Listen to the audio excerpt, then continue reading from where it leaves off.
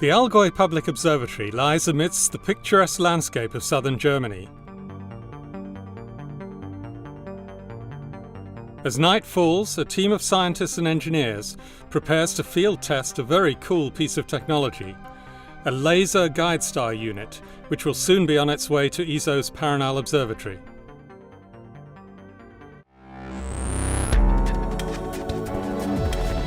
This is the ESOcast, cutting-edge science and life behind the scenes at ESO, the European Southern Observatory, exploring the ultimate frontier with our host, Dr. J, aka Dr. Joe Liska. Hello and welcome to the ESOcast. Today we are at the Allgäu Public Observatory in southern Germany, because this is where a team of scientists and engineers from ESO is testing a brand new laser guide star unit. What's that, you ask? Let me explain. Now, we've all looked at the night sky and seen the stars twinkling. Now, the stars themselves, of course, don't do any twinkling. The twinkling is caused by turbulence in the Earth's atmosphere. As the starlight crosses the atmosphere, it encounters different pockets of air with different temperature and pressure, which bend the light in different ways, thus causing distortions. In fact, you can see this effect often in broad daylight, whenever you look towards a distant object on the horizon on a hot day.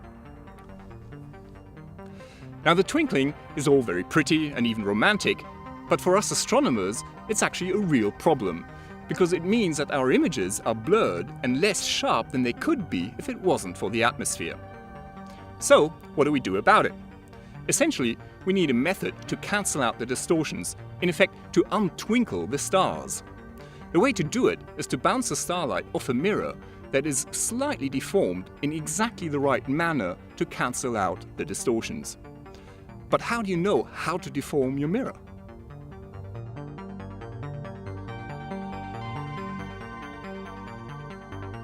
As ESO's very large telescope observes the sky, a specialized computer can pick a bright star and constantly monitor how it twinkles, deducing the atmospheric conditions above the telescope many hundreds of times a second. The computer then sends commands to a series of devices attached to a mirror in the telescope, bending and flexing it precisely in time with the atmospheric turbulence, cancelling out the distortion in the images. So for this correction process to work, you need a really bright star in the field of view of your telescope. But bright stars are very few and far between. And remember that the VLT was designed to image only a very small part of the sky at any given time. So for most observations, there just won't be a bright star in the field of view of the VLT. So what do we do now? Well, we make our own. 90 kilometers above our heads, in the upper atmosphere, is a relatively thin layer of sodium. If you fire a powerful laser beam into the sky, you can make these sodium atoms glow, thereby effectively creating an artificial star for the computer to lock onto. In 2006, ESO installed the Southern Hemisphere's first laser guide star on the VLT. This system greatly improves the telescope's power, meaning that the VLT can make even sharper images than Hubble for certain types of observation. But this existing system has limitations. It can only create one artificial star at once, meaning it can only correct the telescope's vision for a small part of the sky at any one time. It's also very bulky. The equipment has to be kept in a separate laboratory, and the laser beam fed along an optical fibre to the telescope.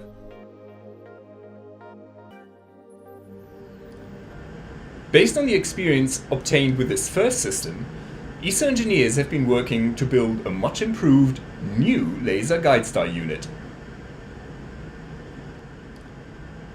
So, Domenico, this is it. This is the laser. It's incredibly small. It fits on the back of this small telescope. That's amazing. Yeah, so this is what we've been working on the R&D for the past 5 years to make a 20-watt laser, very compact and lightweight, that it can be mounted directly on the back of the telescope. So we had to develop fiber lasers first and then develop this kind of laser heads. So you've just said it, it's a 20-watt laser. That's quite a bit of power, isn't it? Yeah, this is the power we'll need actually for the next generation laser guide star systems. And right now, for example, in Paranal, we have about 5 watt in the sky. So this is quite a jump in power. Is the laser beam that comes out at the end of this telescope, is it dangerous? What happens if I put my hand into it? If you put your hand, you will feel warm, but you don't have to look into the beam. Okay, so it won't burn my hand, but what about airplanes? Is it dangerous for them? It's not dangerous for the equipment, so for the airplane. It's dangerous for the eyes of the passengers. And this laser is above the maximum permitted exposure, so we have to avoid that planes cross the beam. In fact, here where we are now, we have obtained a no-fly zone for above us, so we don't have a risk to hit a plane. The new device is more reliable, easier to maintain, and much smaller. In fact, as we've just seen, the whole unit fits into one small package, which is easy to mount on a launch telescope. Because it's so much smaller, up to 4 of these lasers can be installed on a single telescope, correcting the VLT's image over a much wider field of view. So what's happening here in Germany is that our team is testing the new prototype to make sure that it works perfectly before it gets shipped to Paranal. The facilities here at the Allgäu Public Observatory are perfect for this, and what's more, they're only a short drive from ESO headquarters.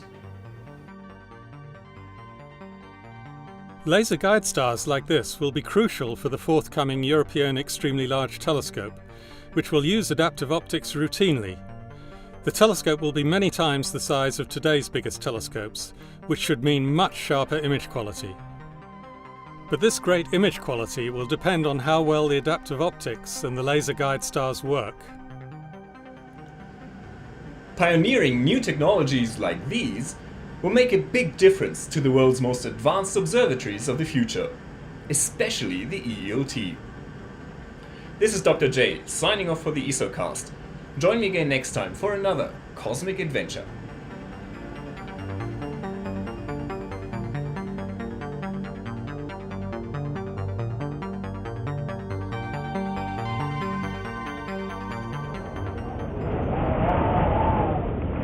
While we were filming this episode, we got a stark reminder of why ESO's telescopes are located on the mountaintops of northern Chile and not here in the hills of southern Germany.